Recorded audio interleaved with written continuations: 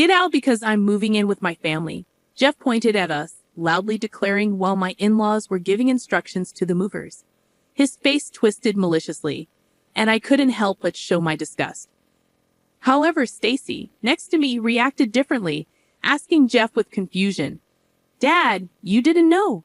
Hearing this, Jeff was visibly puzzled. Stacy seemed so flustered that not only Jeff, but also his mother and father stopped what they were doing and looked over at us. Nicole continued to give instructions to the movers, seemingly uninterested in the situation. Despite my dismay at the behavior of Jeff's family, I was determined to reveal a certain truth. My name is Dean Anderson, a 46-year-old remote worker. I have a husband and a daughter leading a typical life. After several dates, Jeff proposed to me 3 years into our relationship.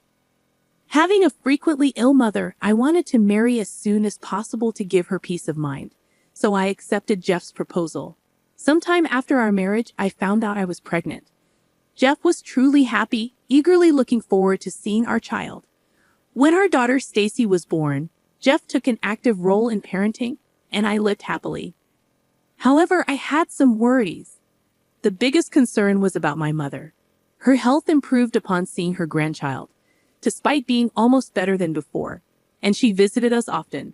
Initially, she visited frequently, but as Stacy entered middle school, my mother's health visibly declined. I quit my job to be available for my mother, choosing remote work. This decision allowed me to fully take care of my mother's hospital admissions and discharges.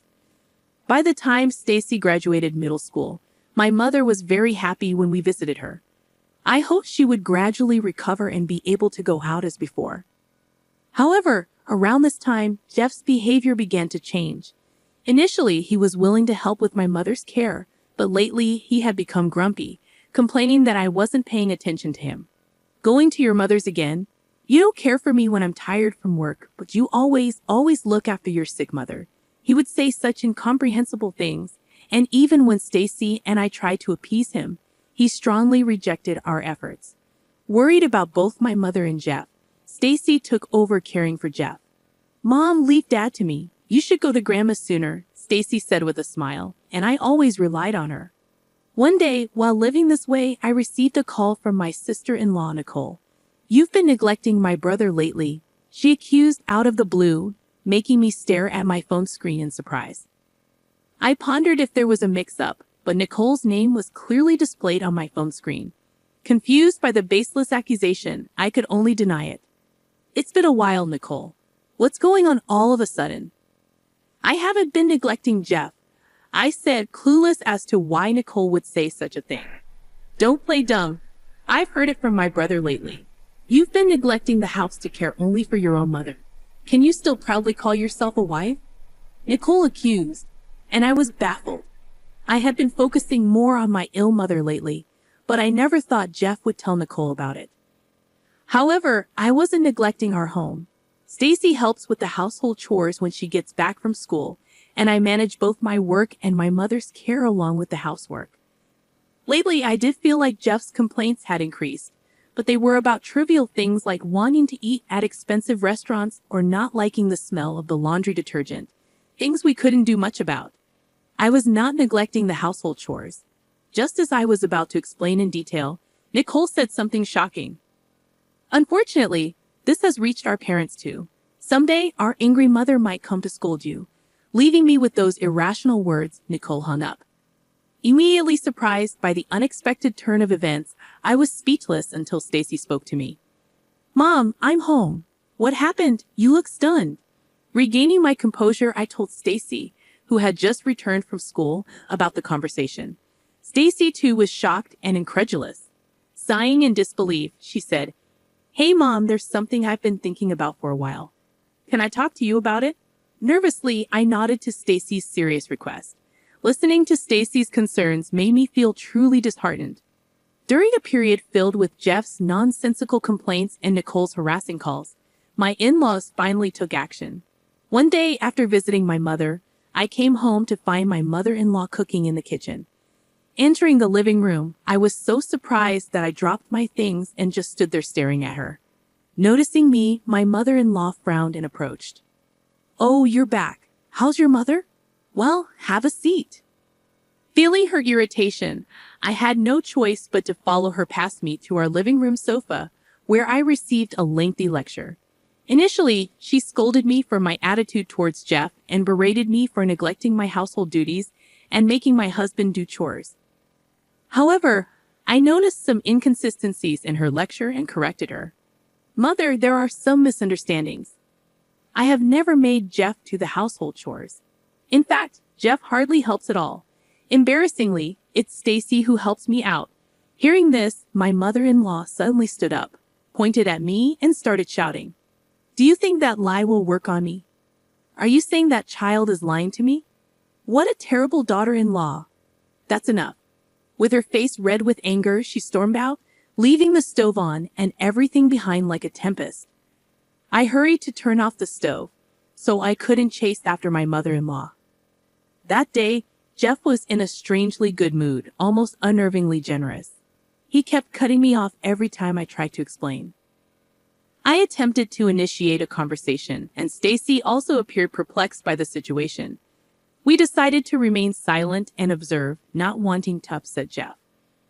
For a few days, Jeff continued to be in a good mood without any issues. Thanks to that, I could take care of my mother without feeling uneasy. However, a few days later, my mother quietly passed away. Despite being engulfed in sadness, Stacy and I managed to get through the funeral and then spent some time sorting through my mother's belongings at her house. I had hoped for Jeff's assistance, but bringing it up made him sullen for the first time in a while. So Stacy and I proceeded with the task, and naturally, the house was filled with memories of my mother, making it difficult to make much progress.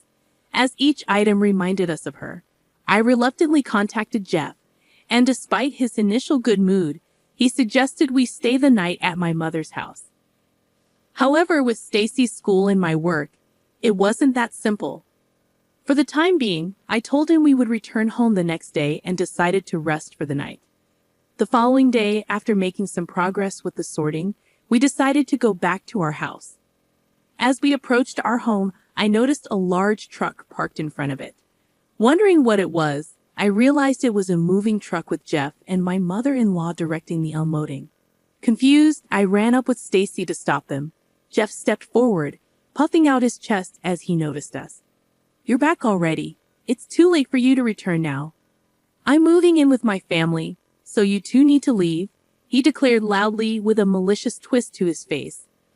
I couldn't help but show my disgust, but Stacy, standing next to me, asked Jeff with confusion, Dad, you didn't know? Jeff was visibly puzzled, and Stacy's words caught the attention of not only Jeff, but also his mother and father. Despite my dismay at the behavior of Jeff's family, I was determined to reveal a certain truth. Forgotten, this house is mine, I asserted confidently. The in-laws were shocked, and Jeff began to panic, turning pale. Even Nicole, who had been giving instructions to the movers, stopped and confronted me. What are you talking about? There's no way you could afford to build such a fine house. Now it was my turn to respond with confidence. Thank you for the compliment. This house was built by my father, and originally it's my family home. That can't be true. This house is so beautiful. It looks almost brand new, Nicole exclaimed. Does it look that way? Thank you, Mother. My mom renovated it for us as a wedding gift. Jeff should know about this, I said, attempting to clear up the confusion. It could have easily slipped his mind, but this house is naturally in my name, and the renovation costs were covered by my mother.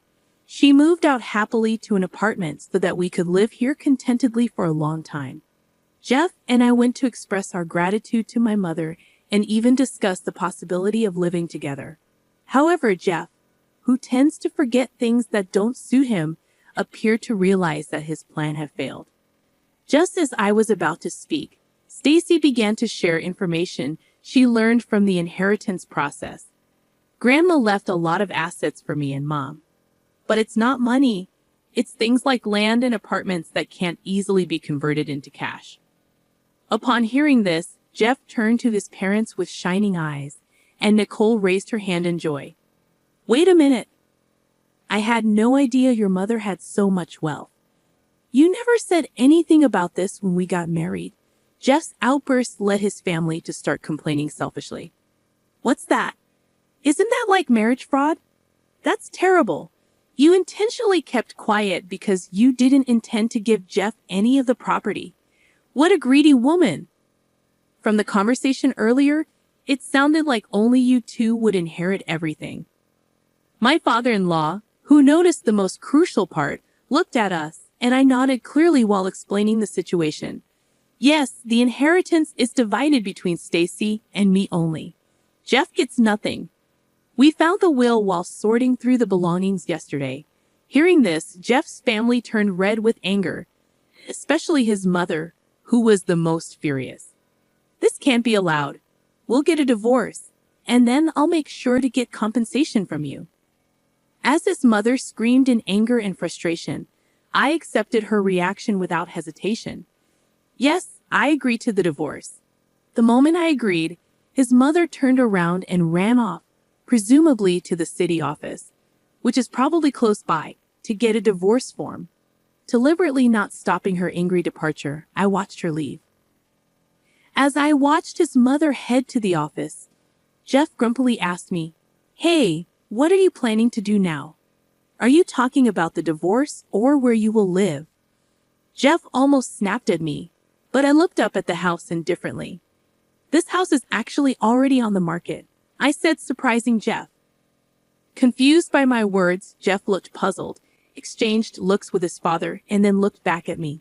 He didn't seem to understand what I meant, which was to be expected.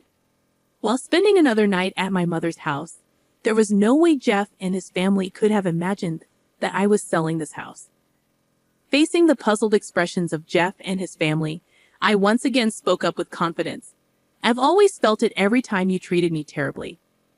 I found myself questioning why I had chosen to marry Jeff. I had endured it for Stacy's sake, but even Stacy reached a breaking point, expressing that she couldn't tolerate it anymore. Confronted with this shocking truth, Jeff's face turned pale, and he looked at Stacy. In response, Stacy met Jeff's gaze firmly and voiced her thoughts. "Dad, you always said it was sad to be ignored as the head of the house or to be belittled after coming home tired from work. But don't you think there's a reason you're treated that way? Why don't you realize that you're neglecting and belittling us?" Stacy's pointed words left Jeff speechless. As I thought that he might just silently sign the divorce papers and sulk away, Nicole blurted out something shocking. "If I knew it would come to this, I wouldn't have bothered with the renovation." Everyone present was taken aback by this sudden confession.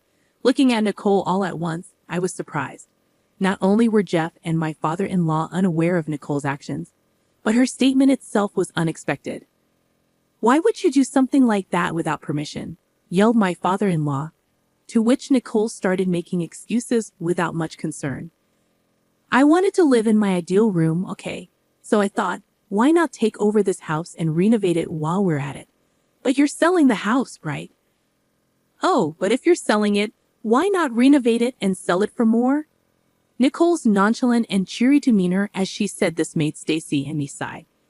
Not only were we dismayed, but Jeff and my father-in-law felt the same, with Jeff clenching his fists in suppressed anger. Finally, unable to tolerate Nicole's recklessness, Jeff began to yell, "Excess! Even if it's going to be sold or become ours, you should have told us first. We were preparing to move. Where were we supposed to live during the renovation?" Though his preamble was a bit off, his point was valid, leaving Nicole surprised. "Oh, really?" As Nicole responded, Jeff was about to yell again when we saw my mother-in-law running towards us from a distance. It seemed she had brought the divorce papers. "I got it. The divorce papers. Now sign it right here." Despite being out of breath and excited, my mother-in-law, who was handing me the divorce papers, was unaware of the commotion that had just occurred. But that didn't matter to me. I took the divorce papers from her and handed them to Jeff. "You write it. After all the times you've belittled me, you agreed to our divorce, right?" "No way." Jeff immediately refused, possibly because he knew about my mother's inheritance. However, I couldn't tolerate Jeff's behavior and his family's strange antics any longer. So I provoked him. aiming to get him to write the divorce papers. Changing your tune so suddenly? Seems like you've been in a good mood lately, probably thinking about taking over my house, right? Too bad. Even without my mother's inheritance, I had no intention of handing over this house. It's already planned to be sold. Either way, you'll end up homeless. At my words, Jeff looked bitterly at the divorce papers, trying to control his anger and calm himself. I knew too well the points that would set Jeff off. It might be a disgrace to you, but if you sign this divorce paper, I might feel a bit relieved. I figured that by demanding from a position of superiority, Jeff would easily be swayed to do as I wished. Given his condescending view of me, this statement was born from such thoughts, but indeed, it contained many of my true feelings. As expected, Jeff's face turned red with anger, and he snatched the divorce papers from my hand, starting to write immediately. If you insist so much, I'll give you your divorce. I felt a sense of relief at Jeff's hasty action. I had worried that he might reconsider and calm down, but Jeff was simple after all. After receiving the half-completed divorce papers, I filled in my part to prevent any further unexpected events and completed it. I then entrusted the finished divorce papers to Stacy and turned back to Jeff's family. All that's left is to submit this to the city office, so take all the stuff you brought in with you. Wait a minute. Are you serious? You said you feel relieved if Jeff signed the divorce papers. That's correct, but I never said I'd agree to the move. What about the renovation? Renovation? Unaware of the renovation discussed in her absence, my mother-in-law standing next to my father-in-law grabbed Nicole. After receiving an explanation, a big argument started, and while my father-in-law and Jeff tried to intervene, I attempted to leave with Stacy. However, Jeff and Nicole, determined not to let us escape, grabbed at us. But the movers, who had been watching the situation with dismay, stepped in to mediate. Amid the chaos, we heard the sound of police sirens. Protected by the movers, I looked around and noticed neighbors gathered, drawn by the noise. Seeing a police car approaching with its red lights flashing, someone from the neighborhood must have called them, and we felt relieved. But that relief was short-lived, as Jeff's entire family seemed about to attack us. Just in time, the police intervened, and we were safe. Despite being stopped by the police, Jeff's family's commotion didn't cease, and another officer had to escort us into a police car to calm the situation. Nicole, mistaking our being escorted for an arrest, attempted to throw belongings into the house and was naturally stopped by the police. With additional support arriving to finally quell the disturbance, as Jeff's family began to calm down, the police asked us to accompany them for questioning, leading to further troubles when either Jeff, Nicole, or both acted against the officers. They were arrested for obstructing official duties and taken away in police cars that had arrived for backup. Jeff's parents were also scolded by the police and taken to the station for questioning. From the police car, we observed the entire ordeal, providing a brief statement. Eventually, Jeff and I officially divorced. The process, initially resisted by Jeff even after signing the papers, was prolonged. However, thanks to a mediator, we were able to finalize it smoothly. Soon after, my house found a buyer, securing the money from the sale. Despite Nicole's push for a renovation, the house had already been renovated when my mother passed it down to me, and a buyer quickly appeared. Afterward, my in-laws were not prosecuted, but they couldn't return to the house I inherited, having sold their own house in anticipation of moving into mine. This left them without a place to live, and due to the commotion, they became outcasts in the community, struggling to find a place to belong. My claim for compensation further cornered Jeff's family. The incident became well known at Jeff's workplace, leading to a pay cut followed by his voluntary resignation. Now, he is working day jobs to make compensation payments to me and, for a short while, child support for Stacy. Balancing income and expenses is difficult, and he seems to be juggling multiple jobs to keep up with the payments. As for Nicole, after the dust settled from the incident, she continued working as a beauty consultant as if nothing had happened. However, rumors reached her customers, and eventually, upper management learned of the incident, leading to her dismissal. Despite once living a flashy lifestyle, her savings quickly dwindled. Like Jeff, she is now working multiple jobs to make ends meet, including compensation payments to me. Regarding my in-laws, there was some trouble after the incident, leading to their divorce. Now they are living separately. The mother-in-law, ostracized by the neighbors, was fired from her part-time job. The father-in-law, who planned to enjoy his retirement with his pension, had to allocate most of it to compensation payments to me and is now looking for work despite his age. They are each in a difficult situation, but this is their reparation to us, and I hope they take this time to reflect. On the other hand, Stacy and I have moved to a new house. Even if Jeff's family tries to approach Stacy's school, it's not an issue since she has already transferred. Continuing my work from home and thinking about spending peaceful days ahead with Stacy naturally brings a smile to my face. Feeling liberated from our past troubles, I plan to live happily with Stacy, just the two of us.